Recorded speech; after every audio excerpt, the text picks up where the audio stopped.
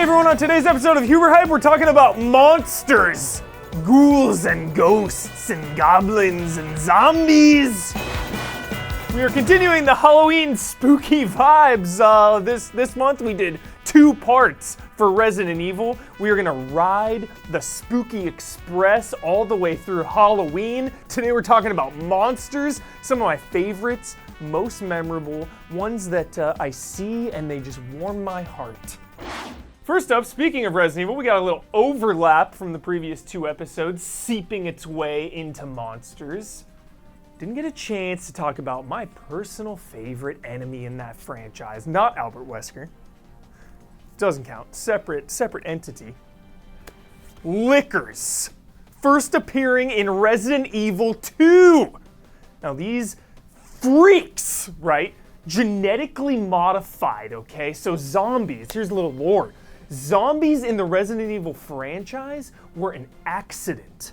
This entire virus from Umbrella was meant to make bioorganic weapons, BOWs.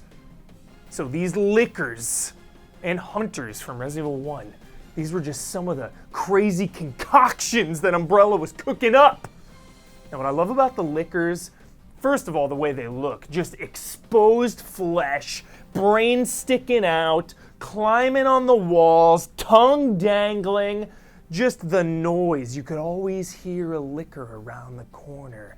That sick moaning and that breath and that tap, tap, tap of the talon. And again, too, briefly touched about how I treated Resident Evil kind of like Dark Souls growing up. There was just this great document in that game. I want to read a passage from it. It was Operation Report 1. 3 additional people were killed following the sudden appearance of an as of yet unknown creature. This creature is identified by missing patches of skin and razor-like claws. However, its most distinguishing characteristic is its lance-like tongue, capable of piercing a human torso in an instant. Their number, as well as their location, remains unknown. We have tentatively named this creature the Licker and are currently in the process of developing countermeasures to deal with this new threat. Love that. The line, their numbers as well as their location remains unknown. It's just mysterious. I'm thinking, what the hell are these things? Where are they? They were just shrouded in mystery and just a classic enemy from that franchise. Next up, we're going back to a time when the world was right, when Valve actually made video games. Left 4 Dead. That game is kind of come and gone, but wow. Those were some good times. Getting a group of buddies, hunting down the undead and whatever the hell other monsters there were. But there was one in particular that would strike fear through an entire group like a thunderbolt. The Witch. Now every enemy in this game, even the tanks, okay? You can take a tank out, you just kite it around, it's slow and lumbering. Hunters, whatever. You're just kiting all these things around, but the Witch. Anytime a group, that's what I love, is that a group of 4 people together. You're not alone. You have an entire group with you packing some serious firepower. Anytime you hear the moaning and the crying of a witch, everyone's on alert. Everyone just gets tense. Everyone's like, we got a witch. We don't know where it is. We need eyes on that witch. Now, a lot of great things about this. I mean, first of all, the witch always goes after the person who startles it. So there's this kind of game within a game, you're teasing your buddies, your buddy sets it off. Do you leave him behind? Do you attack the witch, or do you just leave your buddy for dead? He started it. He's the one who startled the damn thing. And I just love that a lot of the times, the witch is avoidable. There's usually a way around it. But sometimes those tricky bastards, they will just put a witch right in the hallway. There's no way around it. Just right there. You've got to go through it. And it's just terrifying. When this thing gets startled, it just runs at you screaming full force and rips you to shreds. It's terrifying. Third on the list, I am a huge fan of Necromorphs. Love saying that word. Say it with me. Necromorphs. Dead Space 1. Man, when first playing Dead Space 1, oh my God, what a game. What an atmosphere. I mean, I must have beat that thing like 10 times in a row when that came out. I just couldn't get enough. Just the tone and the atmosphere and the new enemies, the Necromorphs. I mean, the first time I saw one of these things, I was like, man, these are like aliens and zombies, a hybrid of that. Like, this is insane. But there was one Necromorph that stood out above the rest. To me, he's kind of a tribute to a man I love by the name of Nemesis, the Hunter. So, going through Dead Space, it's kind of a Leon Kennedy situation, Resident Evil 4. You know, you do the headshot, kick, leg shot, suplex. In Dead Space, you know, plasma cutter, left or right leg, bop bop, things on the ground, you're good. Majority of the game. Not the Hunter. No. Why? Because he freaking regenerates. You shoot his legs, he comes at you, and he's like, nope. He's up again. He's walking at you, this intense, staring you down in the face. And I love it because Dr. Mercer, right? Psychopath. Takes, like, you playing the game in Dead Space, you see all the fungus everywhere. It's all over the Ishimura. It's on the floors, it's in the walls. Sometimes you go into dens where it's just everywhere. He took some of that fungus and put it on this guy's brain. That's how the Hunter was born. What a maniac, man. Calm down. Putting this on this guy's brain? Cool little throwback, too. That guy is Brant Harris from the prequel comics. Loved how they tied that together. Very, very cool little Easter egg there. And so you can't fight this thing right away. You gotta just run. You gotta escape. And throughout the game, the thing is just haunting you. You see glimpses of it. You're on the elevator going up. You see it coming at you. Bye. So eventually you have to fight this thing. And what I love about it is that it's a nod to Alien when Ripley blows it out of the goddamn airlock. You kind of do a similar thing where you have to lure it in front of a ship, in front of a ship's boosters. You gotta lure it there, smack down the button, and just disintegrate the thing. Watch it burn. Just a terrifying enemy in a terrifying game. Relentless. Lastly, Jesus, clickers. Clickers, man. I showed Don Casanova pictures of clickers. Just can't handle it. It's just too much, man. Like funguses growing out of their eye sockets, out of their brains. Just these crazy mouths. Just a frightening enemy in a dark and twisted and oppressive world. The Last of Us. You know, it's kind of a Walking Dead situation. It's like, do I fear the zombies or the humans? Well, I usually fear the humans in Last of Us. You know, they got guns, they're more ruthless than the standard infected. But not the clickers. You see a clicker? No, you don't even see it, man. You hear that noise. Don, play the noise.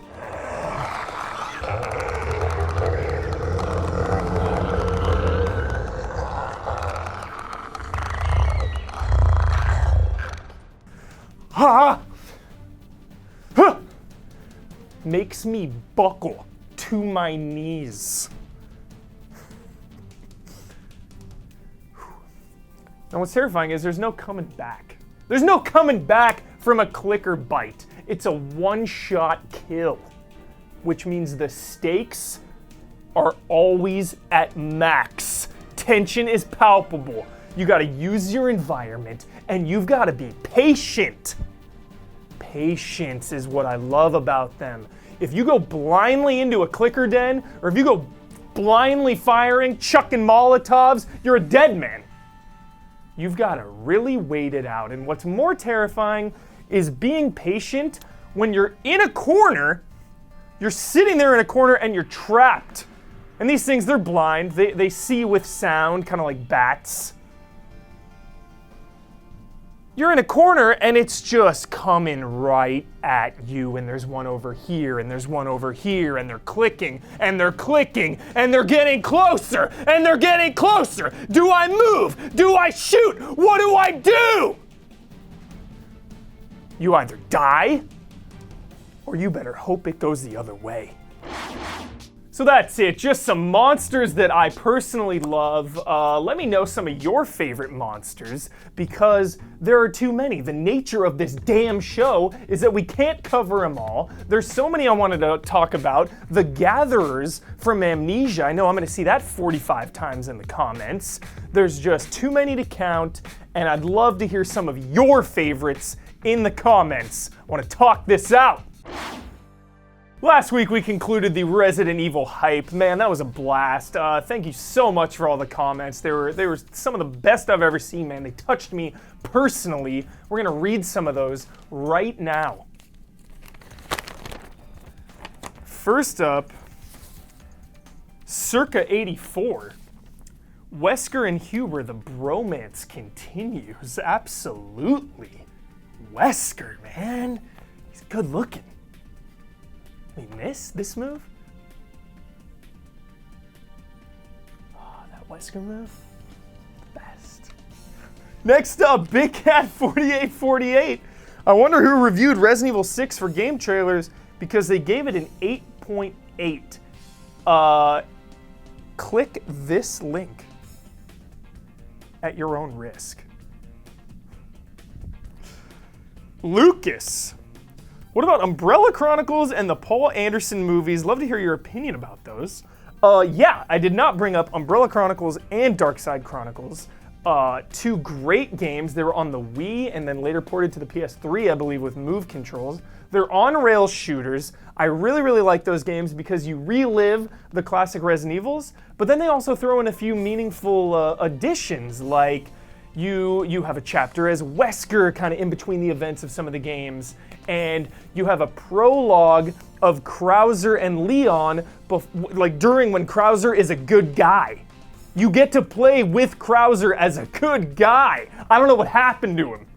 And the movies, I can remember seeing the first one in the theater and really liking it, but I was really mad that they didn't introduce video game characters. I was really bummed about that. So as the series has gone on, and they've started introducing characters from the games, ironically, it's made it worse. What I used to hate about that franchise is now hands down my favorite thing about the franchise, and that's Alice, a completely made up character from the movies. My favorite part of all those movies is Alice, hands down, just a badass. The finale is coming up, the final chapter. I'm excited. They're good movies to see in the theater, but can't really say more than that. JPrime604, hey Huber, love the show. If you had to choose, what has been the single greatest moment in an RE game for you thus far? Man, I did not prep for this question. That is just too intense. I am going to say, I'm going to give you two moments. I'm going to say Resident Evil 2, Leon's B game, when Mr. X mutates and Ada helps you out. Loved that moment. Took me a long time to get to that moment as a kid. I don't know why. I kept playing like the A scenarios, like Claire A, Leon A, Claire B. Just took me a long time to find that moment. I'd beaten the game like 4 or 5 times before I had seen that. And that was the best, man. That's the true ending. I love it. And next up, culmination Resident Evil 5 with my good friend Brad Ellis shooting down Albert Wesker. 3 more. We got Rockland. What asshole gave this a thumbs down? From beginning to end, this was better than $1 million blockbuster. Thumbs down. I encourage them. I mean, if you don't like it, so be it. I know I can be super annoying sometimes, shouting at the screen. Some people have called me an acquired taste. But I am honored that you think that it was better than $1 million blockbuster. That hit me right in the gut. Next up, Amo Scout 74. Okay, Hubes, let's have it. There's a reason you left out Operation Raccoon City. Is it because your head would have exploded if you had mentioned it? Or does it just not exist? Once again, living the Ben Moore philosophy, I choose to live in my own reality, and in that reality, Operation Raccoon City does not exist. And lastly, touching comment from Philem. Huber, your deep love and fanaticism for this franchise inspired me to go back to these games, and I must say I am loving it more than I ever have. It's crazy how someone else's hype can enhance your own view, and for that, I thank you. I have never played Resident Evil 6 though. Once I finish 5, do you recommend I skip it and forget it entirely, or at least give it a chance? Absolutely give it a chance. There are Resident Evil 6 supporters out there. Definitely try it before you knock it. I'm gonna go back to it soon and give it another fair shake.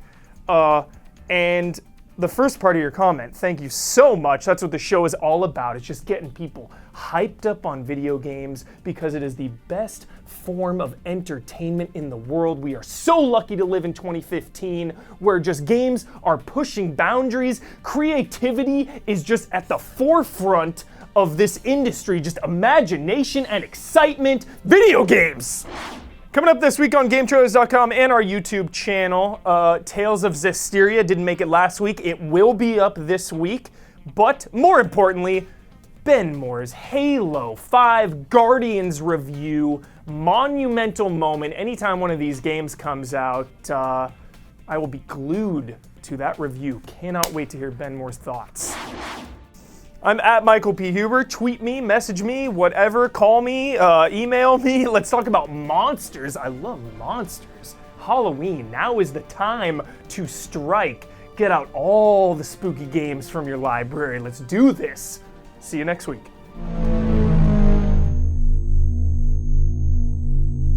Our Huber's Halloween Q! We got a special Huber's Q today where we're talking about horror films.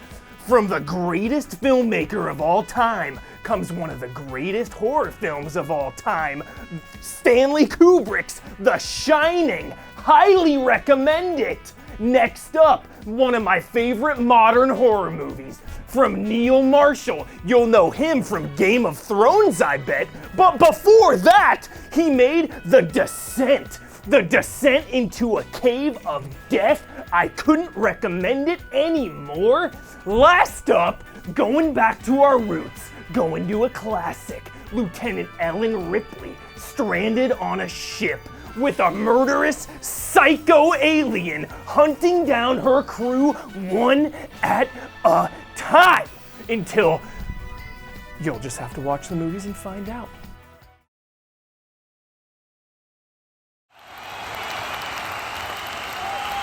Close talker making his way backstage with his prize belt. Oh!